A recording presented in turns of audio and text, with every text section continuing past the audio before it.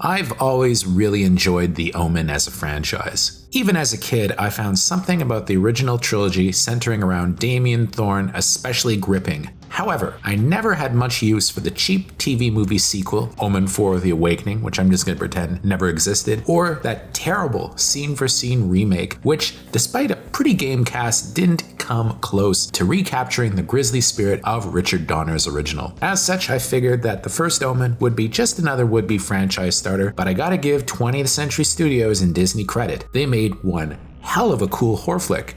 Pun intended. In some ways, the First Omen is a bit like Wonka. Now, bear with me here in my comparison, in that they're both prequels that manage to do their own thing without shitting all over the original, with the Donner film and the original movies that followed it all existing in the same universe as this does. Director Akasha Stevenson of Sci-Fi's Channel Zero is likely going to come off this as one of the fastest rising new names in horror. She really has made an Omen film that's distinctly not at all what fans feared it might be, namely watered down and overly safe, or dare I even say the dreaded woke word. My opinion, because I'm not a member of the damn patriarchy.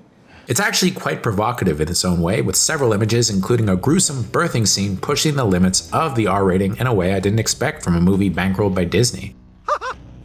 Without giving too much away, the First Omen basically sets up the events that eventually lead to the birth of Damien Thorn. They do so by telling the story of a young would-be nun, played by Nell Taggart-Free, who travels to Rome to work with a seemingly kind priest, played by Bill Nighy, who helped raise her. Once then, people begin dying in grisly Omen-like fashion, with Ralph Ineson's Father Brennan warning her that a child she's helping to care for, Carlita, played by Nicole Saras, is at the center of a vast conspiracy. Now, if you remember your Omen films, you know that Damien always had many devout followers and people that helped him out, and this film does a good job laying the groundwork for a new series of Omen flicks that could theoretically exist alongside the original films. It's helped by the surprisingly gruesome and grim tone that feels right in league with the original trilogy. Nell Taggart-Free makes for a terrific lead, with her having had years of work on Apple TV Plus's Servant to help prep her horror bona fides. Her sister Margaret is a believable lead in the same way that Gregory Peck was in the original, in that both are victims of a vast conspiracy that they have no idea how to fight, with the movie having a very cool moment towards the end that mirrors a particular scene with Peck in the original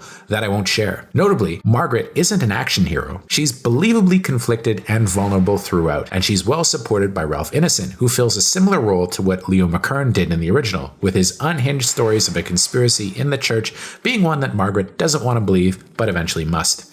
Sonia Braga, who I'll always remember for her villainous henchwoman role in Clint Eastwood's The Rookie, which is a wild, wild movie if you haven't seen it, also has quite a nifty role as one of the nuns in Nighy's church who, wouldn't you know it, just might be up to no good. The film is set in early 1970s Rome, and Stevenson takes a different approach than the people in the similarly themed Immaculate did, in that she doesn't do the predictable thing and ape Dario Argento style, which is a temptation many horror directors can't seem to resist. Although, like Immaculate, she does have kind of a shout out to Zulawski's Possession, which is kind of nifty because I wouldn't have thought that two movies coming out within a month of each other would both nod towards that same deliciously eccentric but kind of obscure film. Instead, she makes the movie in the same vein as Richard Donner's work on the original, meaning that it's much more reality based because that was something that Donner always was committed to, verisimilitude.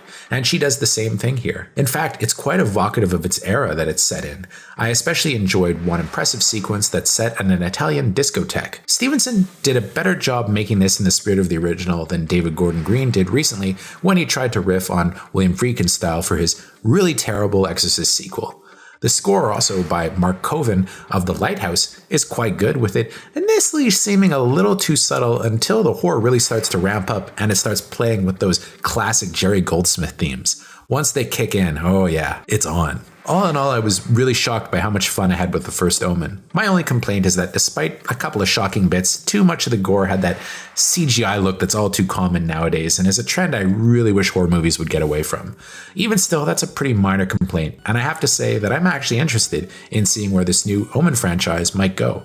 It's a worthy follow-up to the original trilogy, and hey, I'm surprised to say that, but glad. I give this a shocking 8 out of 10. I gotta say, between this and Late Night with the Devil, Antichrist movies are kinda hot right now.